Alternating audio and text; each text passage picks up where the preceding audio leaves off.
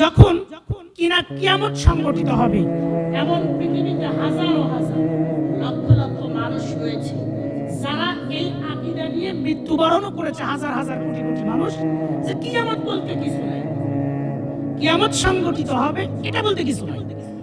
অর্থাৎ ইয়াউমুল আখিরা, আখিরাত সম্পর্কে ধারণা রাখে না। কিন্তু আমাদের আখিরাত সম্পর্কে ধারণা আছে না? আখিরাত সম্পর্কে ধারণা আছে না? কিয়ামত হবে এটা বিশ্বাস হয় কি হয় না? যদি বলেন যে কিয়ামত বিশ্বাস হয় না, তাহলে তার ঈমান নতুন করে নবায়ন। ইযা ওয়াকাআতিল ওয়াকিআ, যখন কিয়ামত সংগঠিত হবে, শুধু সেটাই নয়, ইযা ওয়াকাআতিল ওয়াকিআ লাইসা লিওয়াকাআতিহা কাযিবা।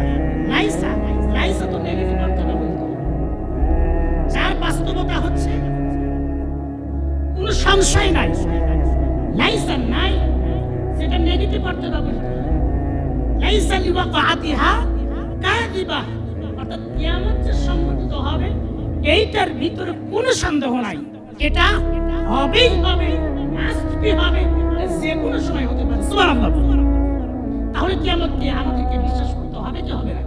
এটা দলিলটা, লাইসা লিওয়াকাআতিহা কাযিবা, এই কিয়ামত হবে, এটার ভিতরে কিঞ্চিত পরিমাণ সন্দেহ রাখা যাবে না। আমাদেরকে সবচেয়ে বেশি পীড়াদায়ক অবস্থা করে সেটা হচ্ছে কিয়ামত। আল্লাহ পাক রব্বুল আলামিন বলেন,